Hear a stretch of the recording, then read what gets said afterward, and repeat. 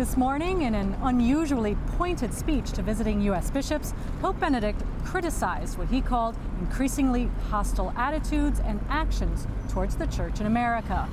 Addressing the bishops at the start of an election year, the Pope warned that a nation that restricts the advocacy of moral truths in the public square will become impoverished and fall prey to a totalitarian view of the human person. I'm Carol Glatz. And I'm John Thavis. The Pope reiterated one of his major themes, that the Christian message is based on reason and natural law, and not a platform of unfair, subjective, or self-serving demands. Natural law, he said, is not a threat to liberty, but a language that helps people understand their true nature and find real freedom, and create a more just and humane world. The Pope said the United States faces a real threat from extreme individualism, in which freedom is detached from moral truth, and also from radical secularism, which takes the legitimate separation of church and state too far by trying to limit or deny the freedom of religion and conscience. Now, Pope Benedict's audience included bishops from Washington, D.C., Maryland, and Virginia, here on one of their periodic ad limina visits to the Holy See. Many of the bishops' discussions with the Pope and Vatican officials this week have focused on pastoral issues, not politics.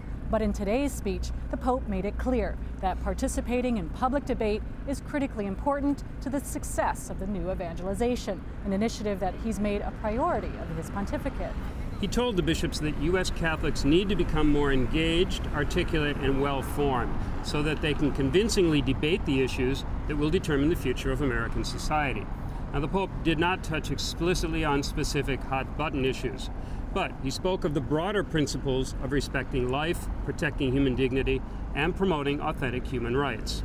He also encouraged U.S. bishops to maintain contact with Catholic politicians and help them understand their duty to offer public witness to their faith. Now, the current round of ad limina talks, which started last fall, are the first time the German Pope has hosted these systematic meetings with the U.S. episcopate. And so far, he's met with 1/3 of all active U.S. bishops. Lay people often think of ad limina visits as a time for bishops to come to headquarters and get handed a to-do list. But every U.S. bishop we've spoken to has described it very differently. They say they've found the Roman Curia largely sympathetic to their problems and eager to hear from the United States about pastoral approaches on issues ranging from sex abuse to parish closings. Now, before they arrived, some of the bishops had doubts about how engaged Pope Benedict would be in these visits, especially after hearing they'd be having small group meetings with the Pope instead of the traditional one-on-one discussion. But the bishops have unanimously given the Pope high marks. They say he's been a great listener, asking pointed questions and showing a remarkable ability to recap the essential points of a discussion in a few concluding remarks. In fact, in today's address, he reiterated their concerns about the challenges in the United States and crafted a speech that should give the bishops just the encouragement they need to soldier on. I'm John Thavis. And I'm Carol Glatz, Catholic News Service.